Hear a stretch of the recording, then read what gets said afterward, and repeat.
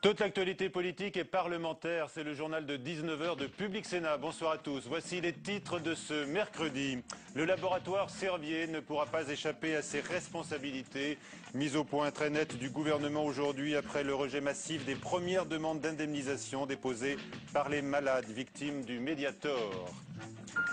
La compétitivité avec son corollaire, le coût du travail, de moins en moins un gros mot. L'Elysée s'orienterait bien vers une hausse de la CSG pour alléger de 40 milliards d'euros les cotisations patronales. Le boom des polices municipales en France, mais elles connaissent une crise de croissance selon un rapport sénatorial qui avance 25 propositions pour sortir du flou.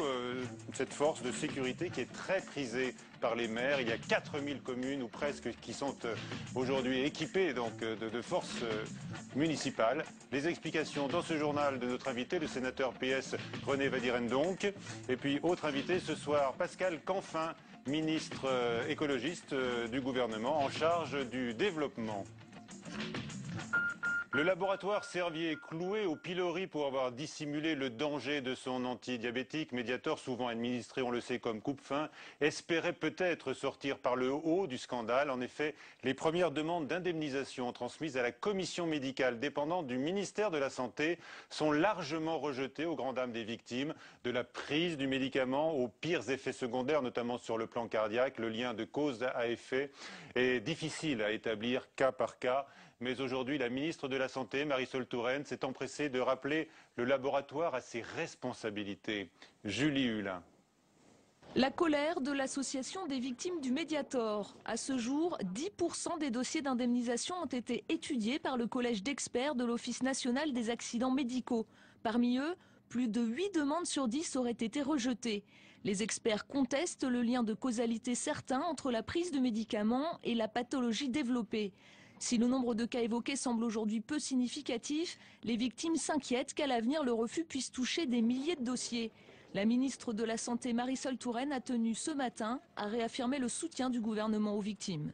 Je suis très attentive à ce que les victimes puissent être indemnisées correctement et je suis aussi très attentive à ce que le laboratoire Servier assume ses responsabilités. Au Sénat, la mission commune d'information Mediator avait l'an passé mené 5 mois de travaux et mis à jour une série de défaillances dans la chaîne du médicament à toutes ses étapes. Si on devait en rester là, à 80% de rejet, je crois que justice ne serait pas rendue. Donc je rappelle que les nombreux rapports d'experts, aussi bien parlementaires que celui de l'IGAS, ont conclu à la culpabilité du laboratoire Servier. Initialement prévu en mai, le premier procès du Mediator devant le tribunal de Nanterre a été reporté de plusieurs mois. Jacques Servier est lui parallèlement mis en examen pour tromperie et escroquerie. Et le Mediator, je vous le rappelle, a été retiré du marché en France. En tous les cas, il y a 3 ans maintenant. Et il reste soupçonné d'avoir provoqué la mort d'au moins 500 personnes et voire, selon certaines études, de plusieurs milliers durant 30 années.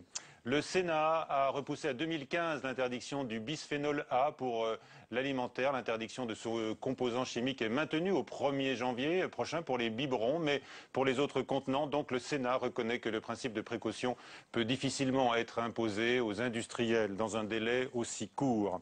Avant même les conclusions du rapport de Louis Gallois sur les moyens d'améliorer la compétitivité des entreprises, l'Élysée étudie des scénarios de plus en plus précis. Une baisse des cotisations patronales de 40 milliards d'euros sur 5 ans est envisagée, bel et bien financée par une hausse probable de la CSG. Explication de Marie Brémaud.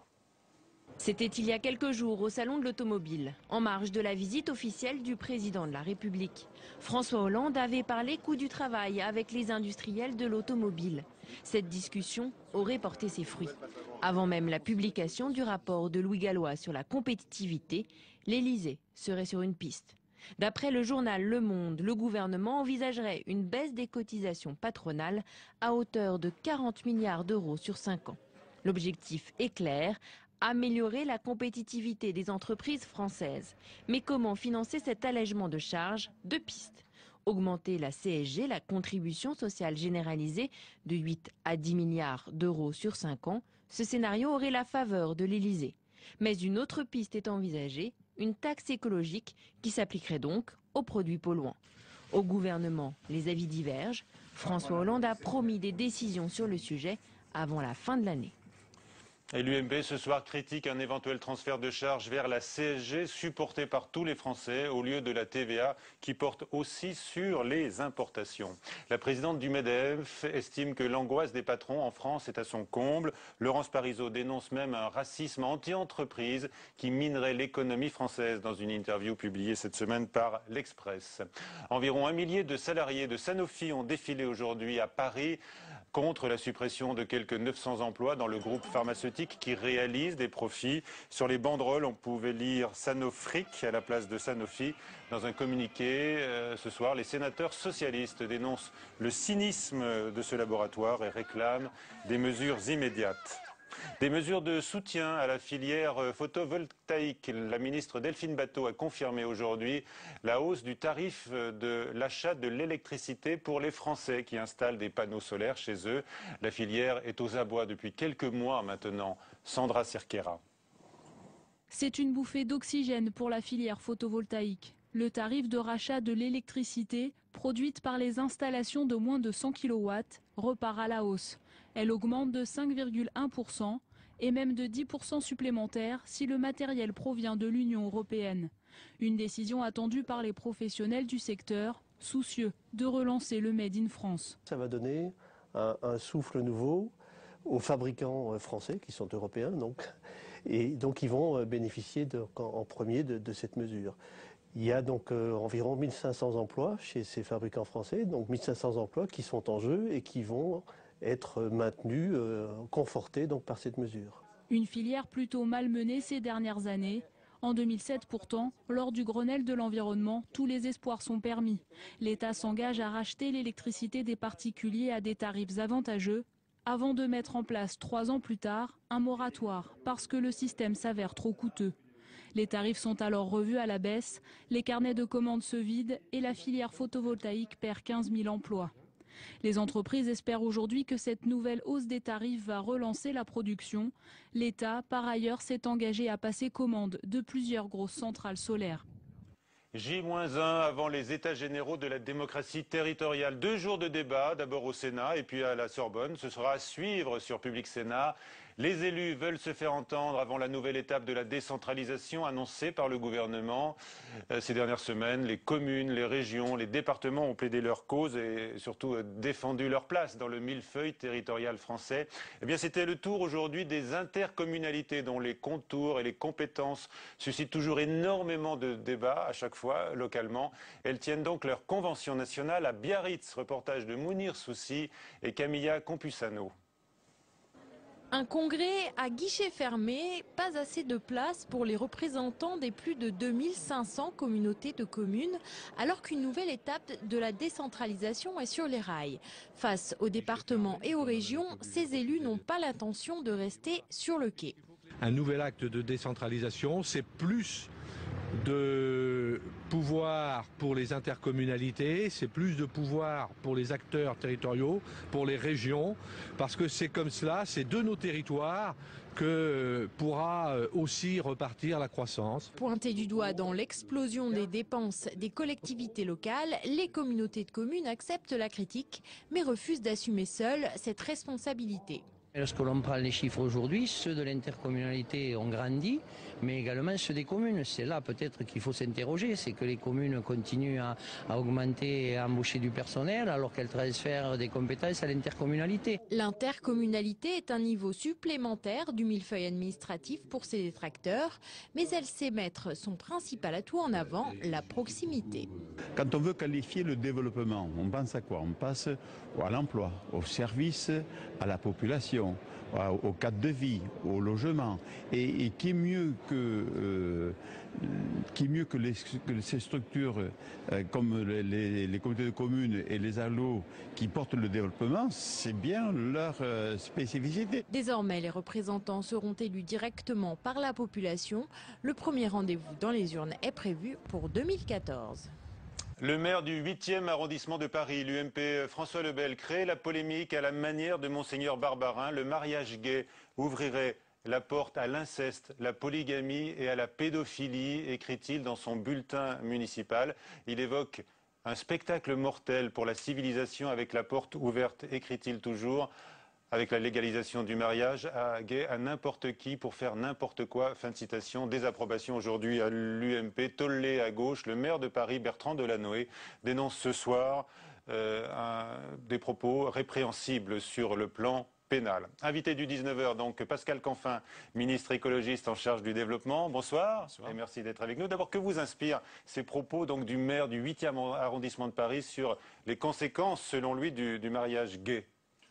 Écoutez, ils sont tellement outranciers, ces propos, qu'ils ne m'inspirent qu'un certain dégoût et une certaine indifférence, parce que je pense que ce point de vue est extrêmement marginal aujourd'hui dans la société française et que le mariage pour tous sera un des acquis, lorsqu'on fera le bilan quinquennat de ce gouvernement, un des acquis du gouvernement Ayrault et de la présidence Hollande. Alors vous êtes l'autre ministre écolo du gouvernement avec Cécile Duflot. Vous voulez faire rimer coopération, rebaptisé développement, hein, j'ai bien dit dans votre titre de ministre, avec écologie. Est-ce que c'est vraiment la priorité des pays les plus pauvres? Elle semble d'ailleurs l'être de moins en moins des pays les plus riches aujourd'hui, vu la crise. Quand on regarde quels sont les pays les plus vulnérables au changement climatique, par exemple, ce sont justement les pays les plus pauvres. Ce sont ceux qui ont la moindre capacité de s'adapter. Et donc ils sont aujourd'hui au contraire très sensibles à ce qu'on puisse les aider à financer, par exemple, leur développement, mais un développement bas carbone, basé sur les énergies renouvelables. Il y avait un sujet tout à l'heure sur les panneaux solaires. Oui. Et donc, c'est une énergie qui peut être en plein développement dans un continent qui reçoit beaucoup de soleil, l'Afrique. C'était quand même un non-sens, aujourd'hui, de financer l'électricité en Afrique avec du charbon chinois qui traverse la planète, qui est brûlé ensuite dans les grandes capitales africaines, avec toutes les conséquences que l'on sait pour la santé et pour le changement climatique. Donc nous avons fait le choix, et ce sera validé la semaine prochaine par l'Agence française de développement, qui est le bras armé de notre politique en la matière. Donc vous réorientez donc les priorités. Exactement. Nous allons réinvestir 6 milliards d'euros sur les 3 prochaines années pour financer et investir. Donc ce n'est pas un don, hein, c'est un prêt. L'argent nous sera rendu sur 10 ans, 15 ans, 20 ans, dans les pays les plus pauvres, financer des énergies renouvelables et de l'efficacité énergétique. Je considère qu'en tant que ministre écologiste, c'est une réorientation extrêmement importante qui permet justement de concilier solidarité internationale, développement, lutte contre la pauvreté, mais aussi développement soutenable et lutte contre le changement climatique. L'aide au développement devient en fait l'aide à l'économie verte. Vous savez, Laurent Fabius, dans l'autorité sur laquelle je travaille, parle de signature développement durable de la France en matière d'aide publique au développement. Et donc nous sommes totalement en phase sur ce sujet. Je veux structurer une offre d'économie verte française qui peut être utile aux pays en développement. Vous savez que les villes explosent dans les pays du Sud. Quid des services urbains? Quid de la gestion des déchets? Quid de la gestion de l'eau? Quid des transports en commun? Il y a des entreprises françaises qui ont un savoir-faire, des PME qui ont des savoir-faire. Je souhaite rassembler toutes ces entreprises. Donc les grandes entreprises, avec Nicole Bricq, justement, pas que les grandes, aussi les petites sur les territoires, avec Nicole Bricq, ministre en charge du commerce extérieur, de façon à promouvoir une offre économique française qui rende service aux habitants des pays du Sud. Alors l'argent, on dit toujours que l'aide baisse, hein, l'aide au développement baisse d'année en année. Vous bénéficiez d'une partie, je crois, du produit de la taxe sur les transactions financières. Ça représente une somme importante, j'imagine, en perspective en tous les cas. Le président de la République a donc annoncé publiquement la semaine dernière à l'ONU, à New York, que 10% de la taxe française sur les transactions financières, en attendant la future taxe européenne sur laquelle nous sommes en train de travailler, 10% de la taxe française sera affectée au développement avec 2 grandes priorités, le climat et la santé. Ça représente quelle somme? Vous avez déjà fait vos calculs? Non, bien sûr, ça représente, selon les estimations budgétaires de la collecte de cette taxe, c'est une nouvelle taxe, donc c'est forcément une estimation,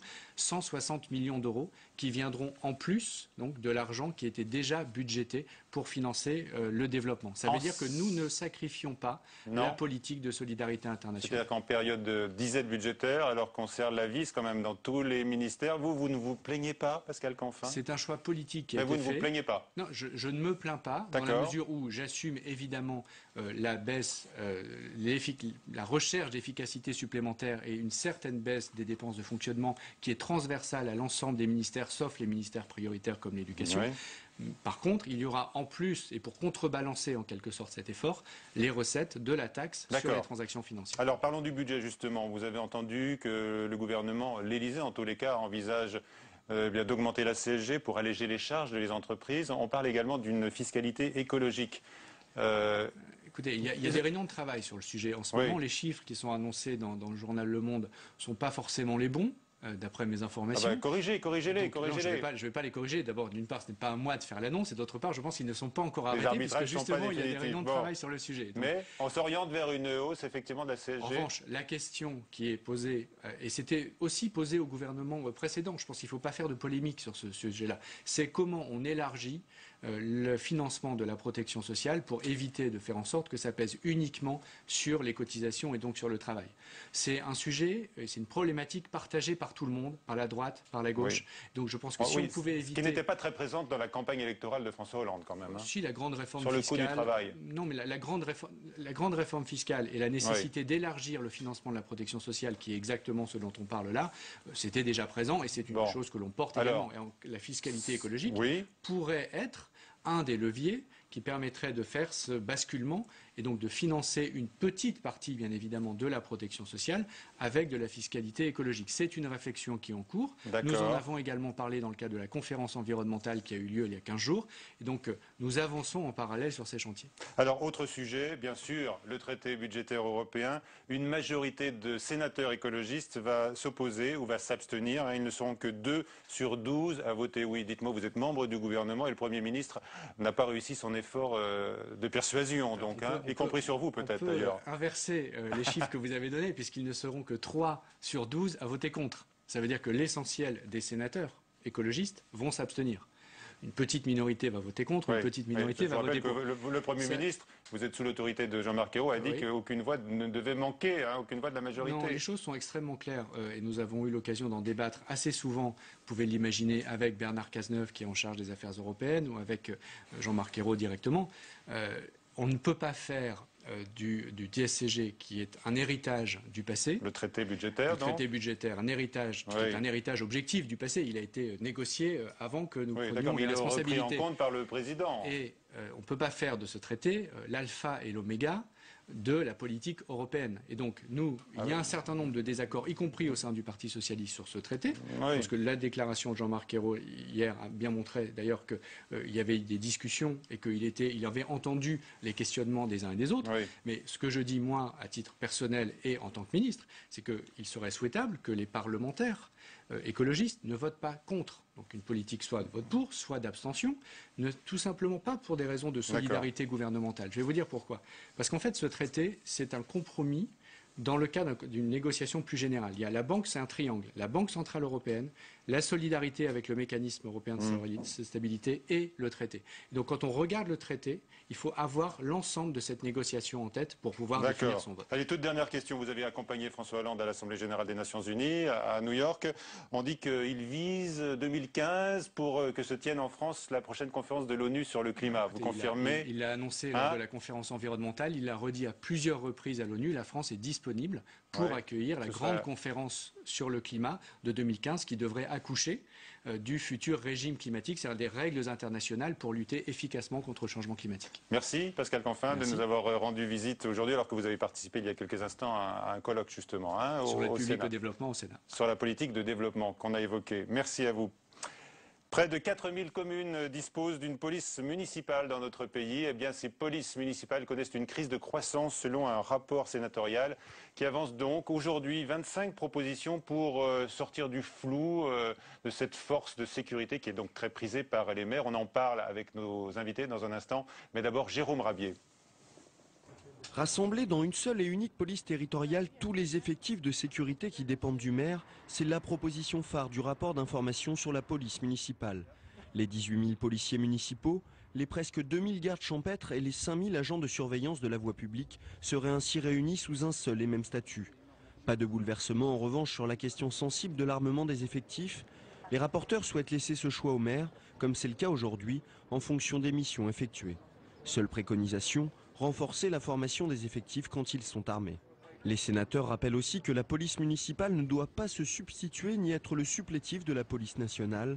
Malgré des effectifs qui ont été multipliés par 4 ces 20 dernières années, aucune extension de pouvoir n'est envisagée pour les policiers municipaux. Il faudra donc assurer les mêmes missions mais de façon optimisée, par exemple en mutualisant les équipes dans les communautés de communes. Et avec nous donc René Wadirendonck, bonsoir. Vous êtes sénateur PS du Nord et vous êtes l'un des deux auteurs de ce rapport important qui intéresse bien tous les administrés dans toutes les villes où il va y avoir cette police municipale qui sont en grand développement. Avec nous également Philippe Stins, bonsoir. Vous êtes le secrétaire général du syndicat indépendant de la police municipale. Alors le flou donc qui entoure ces polices municipales, dites-vous, vous estimez d'abord quoi? Que leur rôle n'est pas toujours bien défini?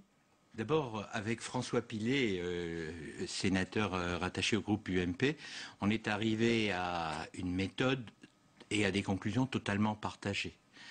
Et pour ça, on est allé à la rencontre des 3950 polices municipales qui sont sur le territoire, sur la base d'un questionnaire qui a été fortement prisé par les maires, puisqu'on a reçu près de 50% de réponses. On a vu l'extrême diversité des situations. Pourquoi ? Quelle est la diversité des situations? Si vous voulez, ça part d'un constat. C'est un désengagement aujourd'hui des effectifs gendarmerie ou police nationale.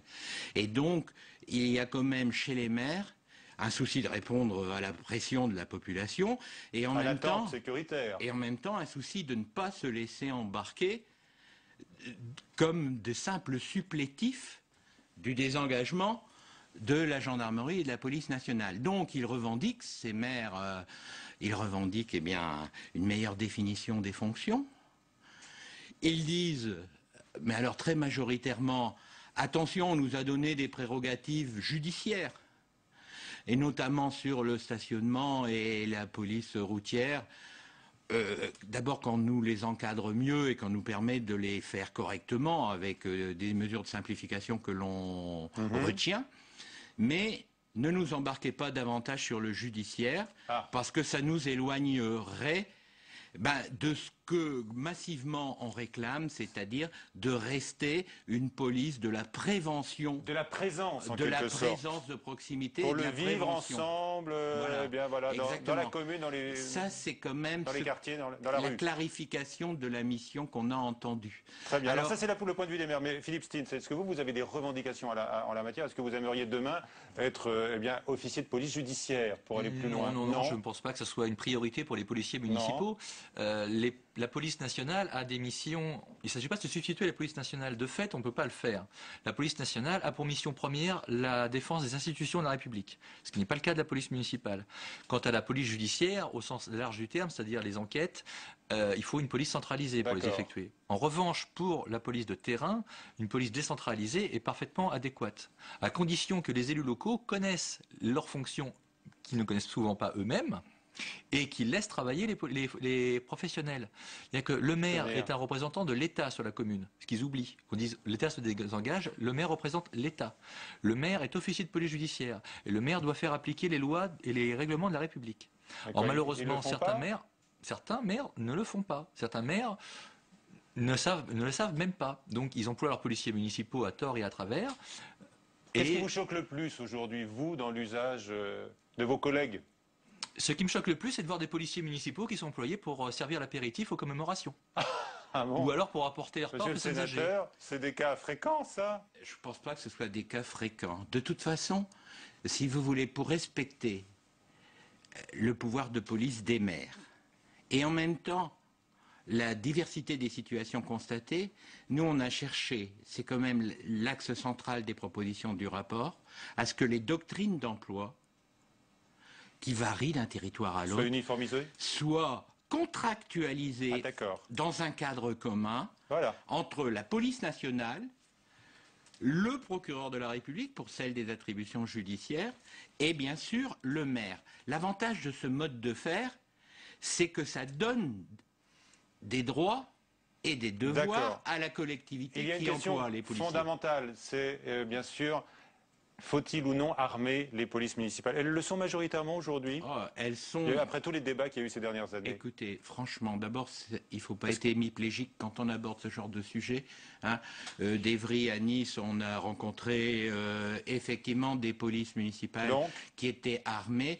Nous, on pense que l'armement, c'est les missions qui le commandent. Et c'est donc le jeu de la convention locale de définir les conditions, les critères de l'armement. C'est la décision du maire et elle doit rester sa décision. Vous pouvez avoir dans une petite commune où il y a 2 policiers municipaux, la gendarmerie qui fait une réquisition du policier municipal pour accompagner un transport de fonds.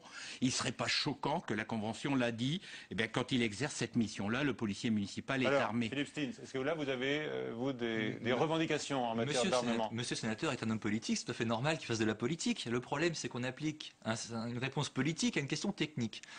Moi, on peut contractualiser tout ce qu'on veut, ça n'empêchera pas qu'on ait des collègues, il y a Aurélie Fouquet, mais il y en a beaucoup d'autres malheureusement, qui peuvent se faire abattre du jour au lendemain sur un incident X. C'est-à-dire que quand on entend par exemple des élus qui disent oui, la police municipale n'est armée que la nuit, que je sache, les braquages, c'est pas la nuit, c'est le jour, parce que les magasins sont ouverts, etc.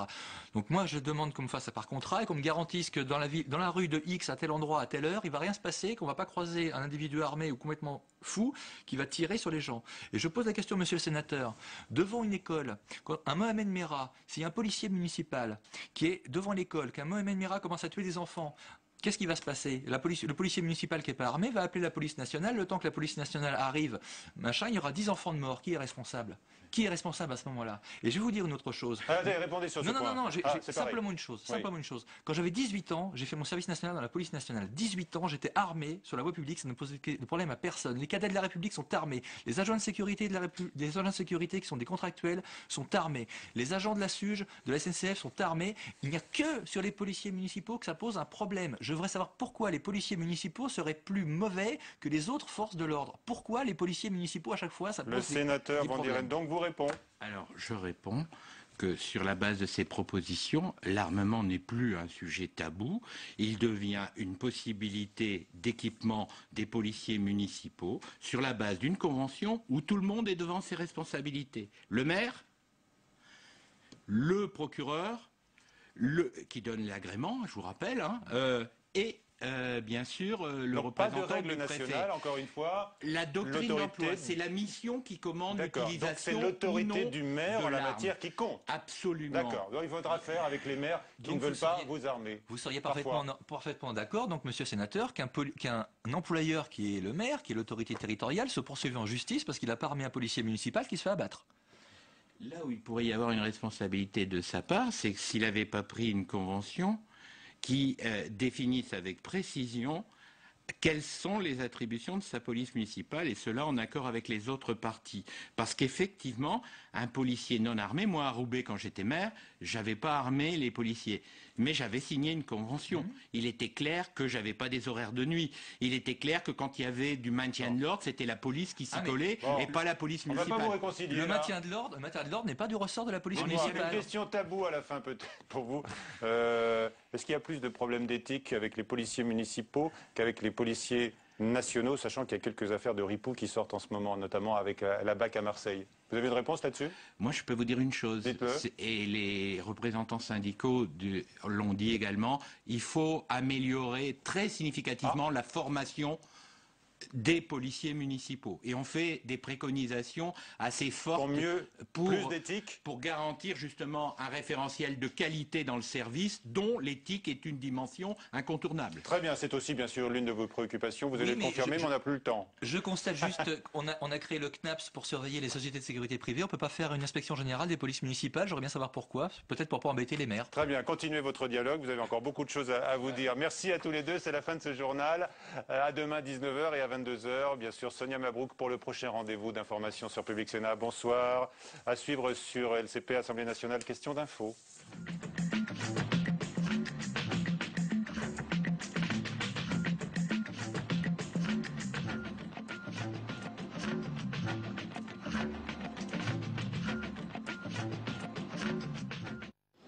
Je ne veux pas devenir un homme manqué dans la politique, c'est ça que je veux apporter au monde politique.